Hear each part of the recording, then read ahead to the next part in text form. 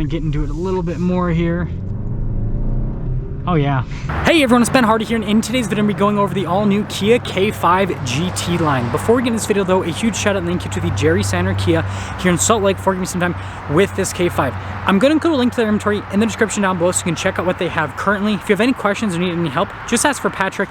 And then on a side note, if you want to save time and money the next time you purchase a car, link to my car buying guide in the description down below. Let's get into it.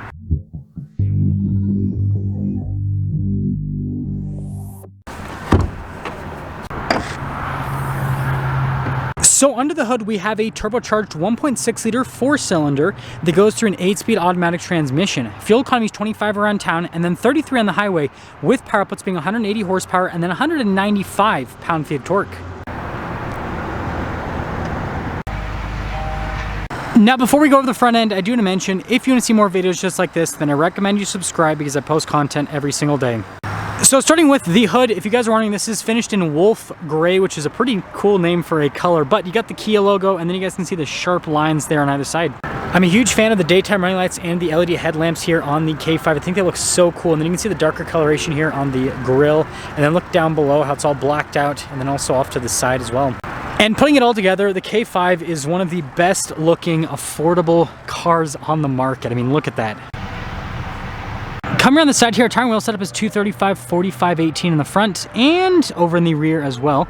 And then you guys can see we've got this like metallic trim there on the top, which I think looks great. And then also it's like blacked on the center, so it all comes together. Love the cut here in the fender. And then notice how the mirror cap blacked out, and then you got the silver trim around the window. And then you guys can see the door handles are body painted. And then taking a look at the side view, I love how it like slopes there in the rear. It gives it a cool sleek appearance. So here is our key fob. You guys can see we've got our auto hold function here at the Kia logo. We have our lock function or unlock function, the opening here for the trunk, and well, speaking of that, I guess we'll pop it open. Now actually inside, storage space is really solid. Notice we've got these pull tabs here for the seats to throw those down, and so that's one of the big benefits of the K5 is it's got a lot of storage. And then when you're all done, just plop it down, and then you actually have this little button right here to open it up right there in the center. We've got this low profile blacked out spoiler here, and then we've got kind of this like light bar design here with the taillight setup, and you can see all the badges here, including the GT-Line badge. And then we've got like this like faux cover here for the exhaust tips, because like the exhaust tip is actually down there, but kind of a weird look. And yeah, even the rear of this car, I think it's just so beautiful. Look at that.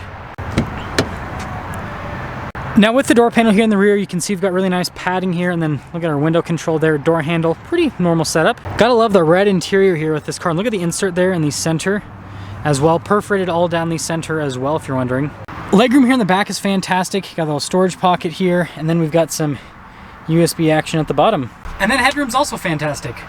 And would you look at that? Cup holder armrest. Now with the front door panel, look at the silver trim that goes across. You can see all the padding down below. We've got all of our window controls here with our mirror adjustments, door lock and unlock, and then the mirrors do have blind spot monitoring. Now with the front seat, again, look at the red trim. You can see it says GT-Line there, perforated all down the center, and then you can see like the cloth inserts there. Definitely a cool look. And then we do have our power adjustments here on the side.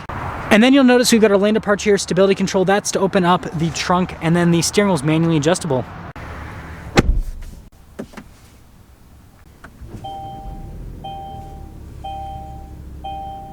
So taking a look at the steering wheel, we've got really nice padding all around with the darker stitching in the center. Notice it says GT-Line at the bottom. This does come with steering assist and adaptive cruise control. Voice command, phone controls there on the other side. And then of course we have our turn signal light stock, windshield wiper stock. So with this gauge cluster, mostly analog, but we do have a screen here in the center which you can scroll through some different menus, which is pretty cool. And then we also have our drive mode select, which you can see you've got a sport, custom, snow, and on the other side you've got a normal and a smart mode. I almost said smart. I'm combining smart with sport. Oh wow. And then in reverse, this does have a backup camera with trajectory lines that turn with the steering wheel, and resolution with the camera is pretty solid. As for the infotainment system, response time with the screen is fantastic. It's easy to use. You can see that I can just press that to pop into the navigation. And I like how you have like the little shortcut buttons there on the side too. So I think overall, really user-friendly screen. I like how there's like stitching and padding there on the dash. And then this trim here that goes across also looks cool. And then you guys can see with the vent, that's also another nice look. And then look how it like connects with the silver trim from the door panel to the dash and then to the vents. Like very nice fit and finish for, you know, an economy car ultimately. We've got our dual zone climate controls here at the bottom, and then you guys can see we've got some USB action right there. Shifter for that 8-speed automatic transmission. It does have a manual shift function if you want to shift the gears yourself. And then we've got some cup holder action. We've got a little parking brake control here with your auto hold control right next to that. And then notice for the heated seats, heated steering wheel, setup here, drive mode select. And then this does have a wireless phone charging pad. It's actually right inside there, which is pretty cool. And then look at the red here on the center console, and decent storage space as well.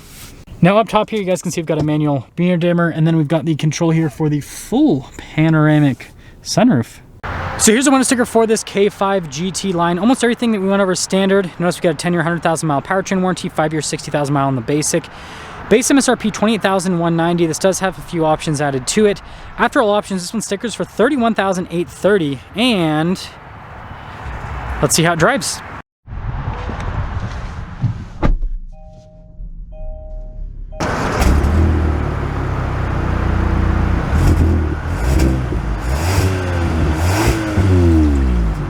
Well, let's talk about visibility before we set off. Here's visibility over the hood, both the mirrors, strobe blind spot monitoring throughout the rest of the rear.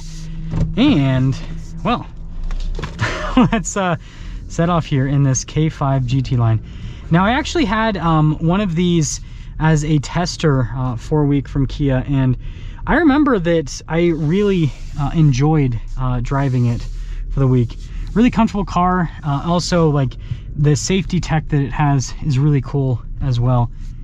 I think that's another big plus. Now, first off, really like the feeling of the steering wheel here. I think they've done a great job with that. And put the defroster on because it's starting to snow, so the window's starting to get a little bit foggy. But yeah, really smooth. The powertrain's smooth too. Again, you've got the 8-speed automatic, which I think does a pretty solid job with going through the gears and everything. Pretty quiet as well. Yeah, going over the little bumps and everything on the road, it's comfortable. So Kia's done a good job with this whole setup. Yeah, such a good like daily driver type car, and I barely have to get on the throttle. This is more than enough power and torque for the size of car that it is, that like just a little bit of throttle and it does quite a bit for this, that is for sure. Man, that minivan is hauling. Ship X. More like Haulin' X. Okay, I don't know. I'm making stupid jokes now. But yeah, really smooth, going over the bumps.